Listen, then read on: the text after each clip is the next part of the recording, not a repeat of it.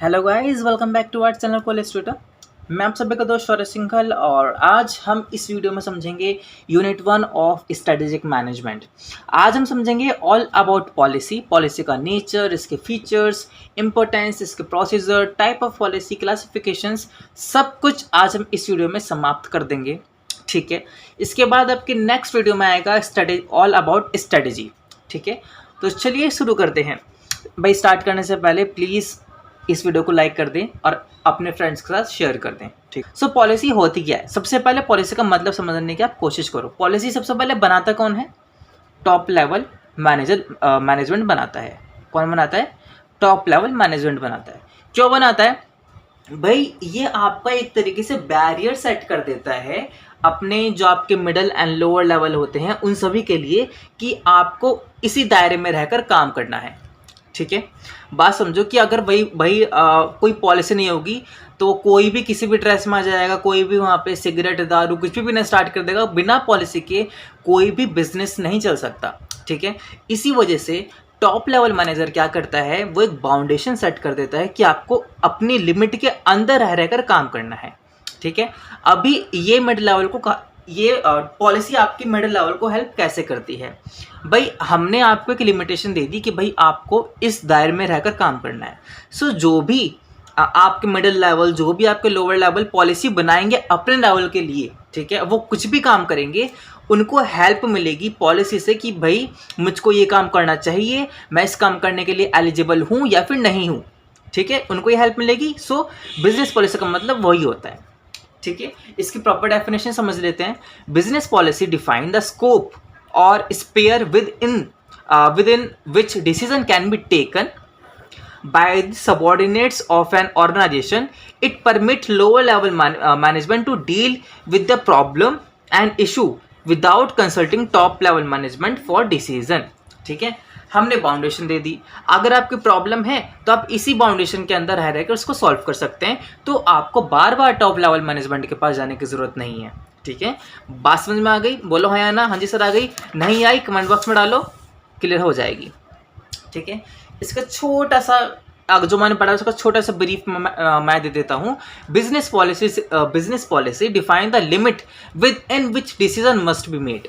ठीक है, जो मैंने स्टार्टिंग में बताया कि भाई ये एक दायरा दे देता है कि आपको इस दायरे के अंदर रह रहकर काम करना है।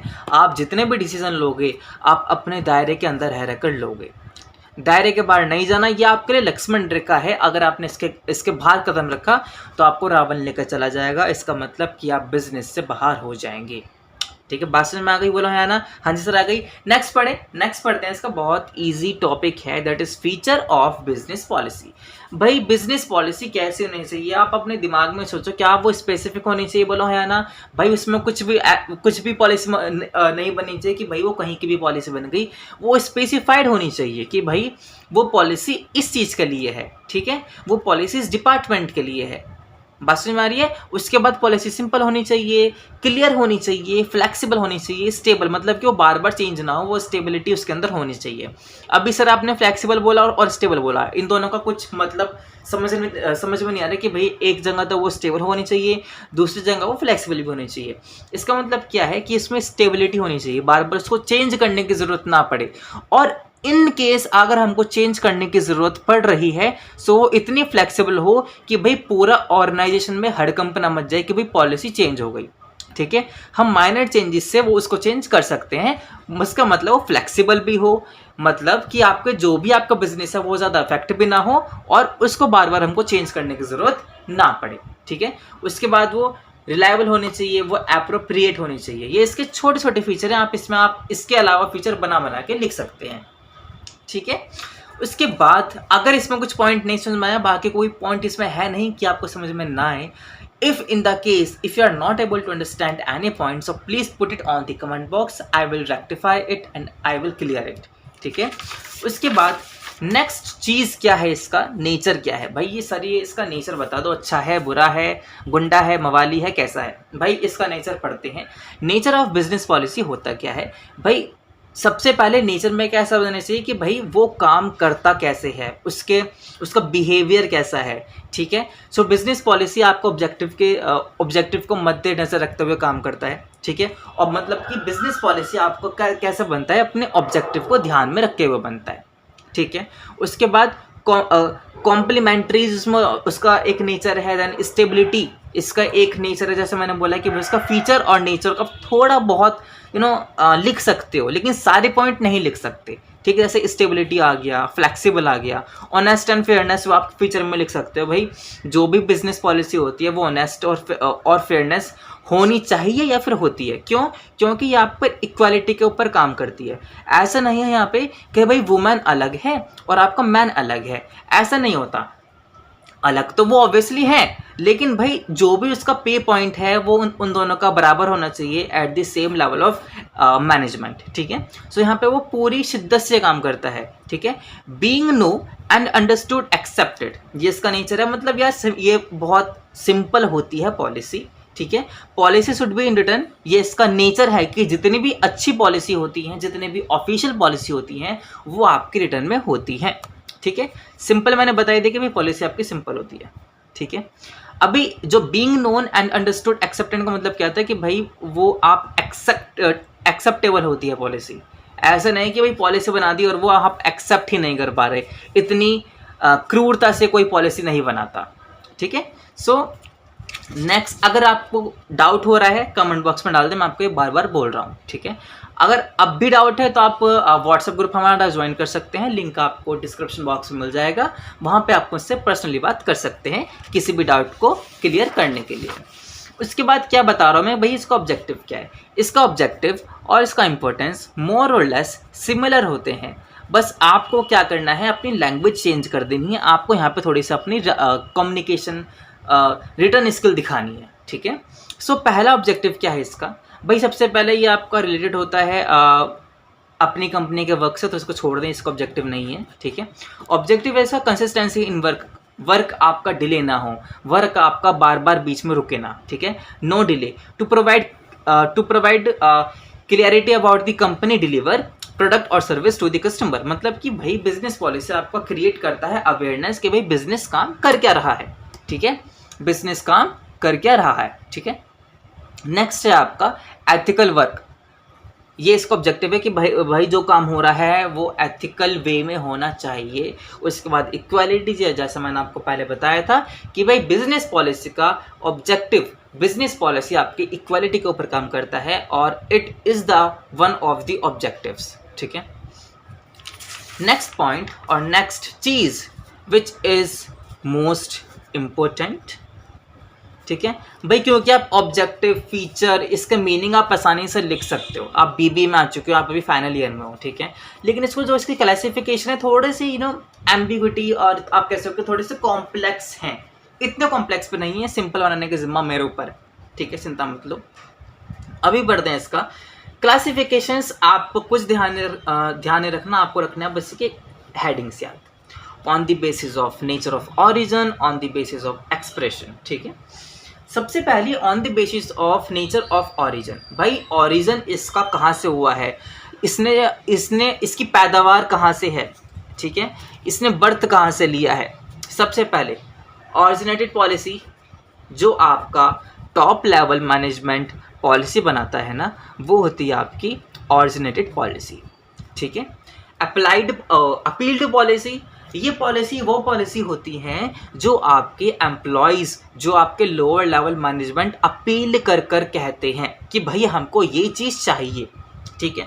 फॉर एन एग्जांपल, आपके जो कंपनी है वहाँ पे आपके रिफ्रेशमेंट की फैसिलिटी नहीं है, ठीक है। बट जो एम्प्लॉय को क्या होता है कि भाई एम्प्लॉय को बार बार बाहर जाना पड़ता है। सो उन्होंने अपील करी कि भाई हमारे यहाँ पे रिफ्रेशमेंट की फैसिलिटी होनी चाहिए, वरना हम काम नहीं करेंगे, ठीक है। उन्होंने यहाँ पे अपील करी, उन्होंने अपनी बात रखी मैनेजमेंट के सामने। सो वो एक अपील पॉलिसी का एग्जांपल हो सकता है। आई नो मैं बहुत गंदे एग्जांपल देता हूँ, मैं लेकिन वो एग्जांपल देता हूँ जिससे आप आसानी से समझ सको, ठीक है। उसके बाद इम्पोज्ड पॉलिसी। इम्पोज्ड पॉलिसी वो होती हैं जो आपको चाह के या फिर ना चाह के अप्लाई करनी ही पड़ती है। गवर्नमेंट की कोई पॉलिसी आ गई, ठीक है। ट्रेड यूनियन ने कोई पॉलिसी धर दी कि भाई आपको ये करना ही करना है, सो उनकी बात तो आपको माननी पड़ेगी। सो ये आपकी इम्पोज्ड पॉलिसी होती है जो आप फोर्सफुली, आप चाहे चाहो या फिर ना चाहो, आपको वो इम्पोज करनी ही पड़ती है, ठीक है। वो आपकी इम्पोज्ड पॉलिसी होती है। सो इसकी पैदावार 3 जगह से हो सकती है, top level, employ and government. आप ये 3 नाम याद रख लो। कभी ओरिजिन कहाँ से हुआ है, टॉप लेवल से हुआ है, एम्प्लॉय से हुआ है या फिर गवर्नमेंट से हुआ है, आपको ये तीनों चीज़ ध्यान हो जाएगी, ठीक है। उसके बाद हम पढ़ते हैं पॉलिसी बेस्ड ऑन एक्सप्रेशन। भाई एक्सप्रेशन क्या है, क्या वो ऑरल पॉलिसी है, क्या वो रिटन पॉलिसी है, क्या वो इम्प्लाइड पॉलिसी है। आपको ऑरल और रिटन आप आसानी से समझ सकते हो कि भाई ये दोनों है क्या, ठीक है। ऑरल मतलब वर्बली है, रिटन मतलब कि जो कॉपी में लिखा हुआ है, मतलब कि जो भी उनके नोटिस बोर्ड होता है वहाँ पे लिखा हुआ है, या फिर किसी भी तरीके से, ठीक है। लेकिन इम्प्लाइड पॉलिसी क्या होती है सर, आप ये बताओ। ये दोनों तो हमको पता है, लेकिन इम्प्लाइड पॉलिसी हमको समझ नहीं आ रहा। सो इम्प्लाइड पॉलिसी वो होती है जो इनडायरेक्ट होती है। सर आपने इनडायरेक्ट बता दिया, लेकिन इसका एग्जाम्पल तो दे दो। दे रहे हैं, थोड़ा सा थमो, इतनी जल्दी ना मचाया करो, ठीक है। एग्जाम्पल देखो, आपकी कंपनी है, ठीक है। वहाँ पे एक एम्प्लॉय आया, एम्प्लॉय ने बोला कि सर मैं ये कंपनी छोड़ के जा रहा हूँ। एम्प्लॉय ने बोला क्यों जा रहे हो? एम्प्लॉय ने बोला कि सर यहाँ पे हमारी सैलरी कम मिलती है और बाहर हमको इससे 20% का हाइक मिल रहा है, सो मैं छोड़ के जा रहा हूँ। एम्प्लॉयर ने क्या किया कि तुम मत जाओ, हम आपको 25% का हाइक देते हैं। सो क्या ये कहीं भी लिखा हुआ था क्या गवर्नमेंट के या फिर कंपनी के ब्रोशर में कि आपको हाइक मिलेगा कि अगर आपने कंपनी छोड़ी तो? बात समझो कि भाई क्या कहीं ब्रोशर पे, क्या किसी नोटिस बोर्ड में लिखा था कि अगर आप कंपनी छोड़ते हो आपको 25% का हाइक मिलेगा, हाँ या ना? सर ऐसा कहीं लिखा नहीं होता। सो ये पॉलिसी उनके लिए होती है, सबसे पहले ये इनडायरेक्ट होती है, ये कहीं भी लिखा हुआ नहीं होता। ये आपकी डिपेंड करती है कंपनी टू कंपनी और एम्प्लॉय टू एम्प्लॉय, ठीक है।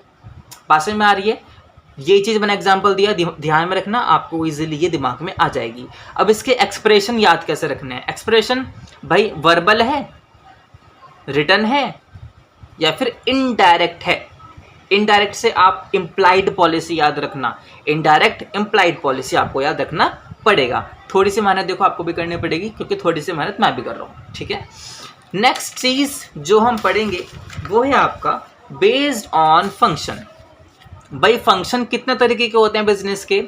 मार्केट, फाइनेंस, ऑपरेशन, प्रोडक्शन और personal. Personal is not the function, but मैं बताता हूँ कि पर्सनल में है क्या। बाकी सब पता है ना, हाँ या ना? हाँ जी सर पता है। पर्सनल बता दो बस, ये मैं एक्सप्लेन करूँगा कि आपको कैसे ये याद भी रखना है, ठीक है। पर्सनल पॉलिसी वो पॉलिसी होती है जो कहीं भी, जो आपके किसी भी ब्रोशर में लिखी नहीं है। अगेन ये डिपेंड करती है कंपनी टू कंपनी, ठीक है। तो अगर आपका प्रमोशन, इसका एग्जांपल हो सकता है कहीं पे लिखा है कि भाई प्रमोशन मिलेगा ही मिलेगा, नहीं लिखा होता, तो ये आपकी पॉलिसी पर्सनल पॉलिसी है। पर्सनल पॉलिसी बेसिकली जो एम्प्लॉयज़ से लेन देन जो रखते हैं ना, जो एम्प्लॉय से रिलेटेड होती है, ये पॉलिसी उनके लिए होती है, ठीक है। भाई एम्प्लॉय के सारे एक्सपेंस कंपनी उठा रही है, जैसे टाटा क्या करती है भाई, वो सारे एक्सपेंस उठाती है एम्प्लॉय के, ठीक है। वो कहीं भी नहीं, वो मैंडेटरी नहीं है लेकिन वो स्टिल करती है, ठीक है। भाई वो ट्रेनिंग एंड डेवलपमेंट प्रोवाइड कराती है एम्प्लॉयज़ को। एम्प्लॉय की ओवरऑल डेवलप करने के लिए जो भी कंपनी काम करती है वो आपकी पर्सनल पॉलिसी होती है, ठीक है। ये डिपेंड करता है कंपनी टू कंपनी। कोई कंपनी आपके 1 लाख एक्सपेंस उठाएगी, कोई कंपनी आपके 10 लाख एक्सपेंस उठाएगी। ये कहीं भी मैंडेटरी नहीं होता कि आपको 1 लाख तो ठाना ही ठाना है। आप मेरी इस बात को समझो, मेरी बात की गहराई को समझो, ठीक है। बात समझ में यहाँ तक आ रही है तो आपको पर्सनल पॉलिसी समझ में आ गई, कॉन्ग्रेचुलेशंस, ठीक है।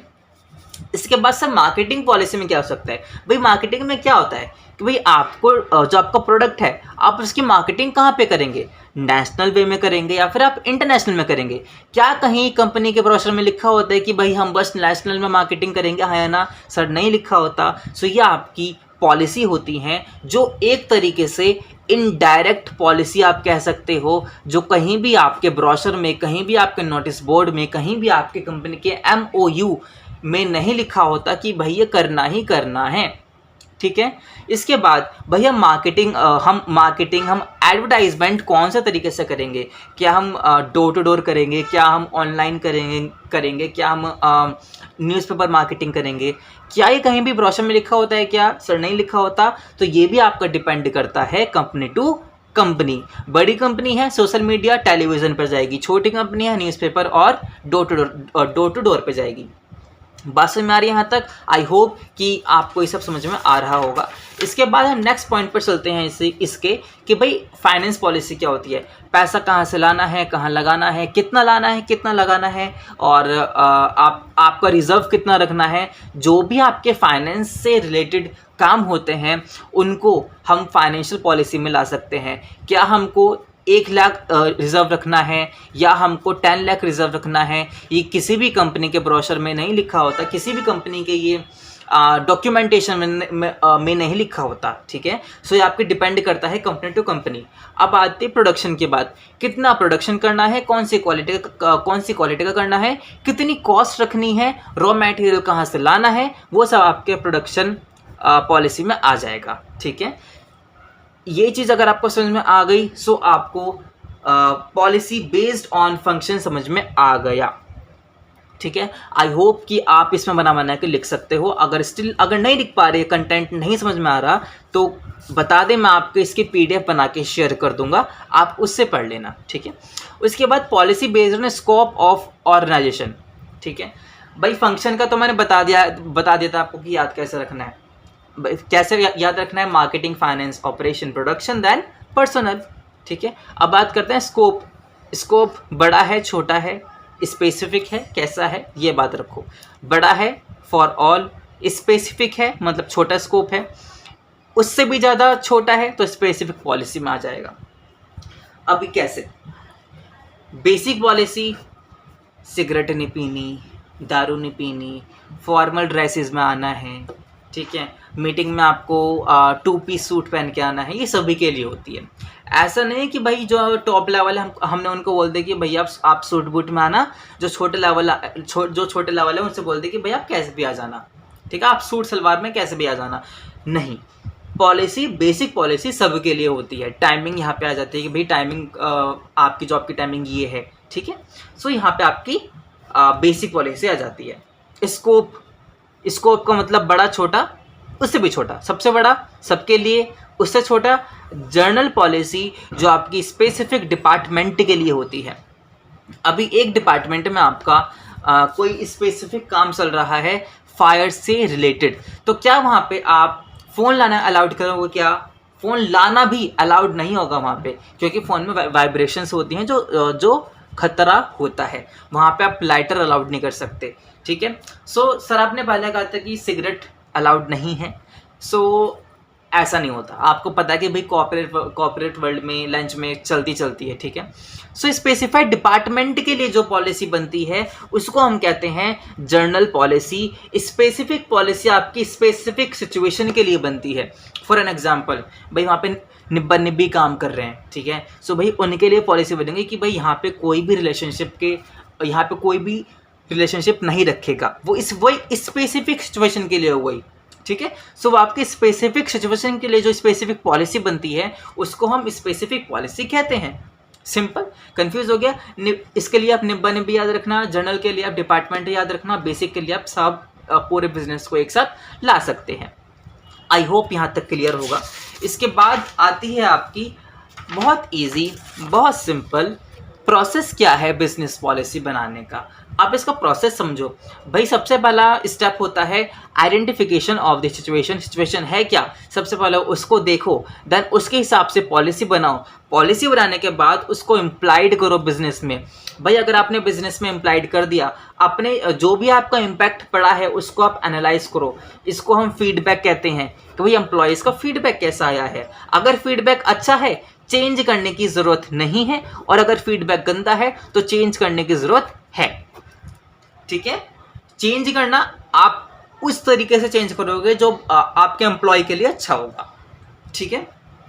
आई होप ये बहुत सिंपल था, आप इसको जर्नल वे में भी अपना बना के लिख सकते थे। स्ट्रेटेजिक मैनेजमेंट बहुत सिंपल सब्जेक्ट है, ये बात आप बस अपने माइंड में डाल लेनी है। अगर कॉम्प्लेक्स लगता है हमारे चैनल को सब्सक्राइब कर लो, आपको सब चीज़ ईजी लगने लगेगी। ठीक है, नेक्स्ट और आखिरी चीज़ बिजनेस पॉलिसी में इसकी importance.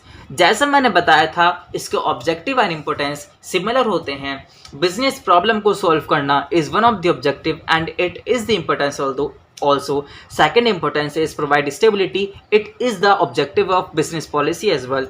Third importance is help in coordination. It can be the objective of business policy as well. Improve efficiency. It is objective and importance as well.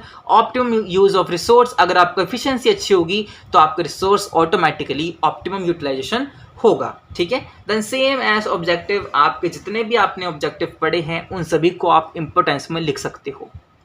ठीक है, so at the end I hope आपको policy समझ में आ गई होगी। Next video में हम पढ़ेंगे ऑल अबाउट स्ट्रेटेजी।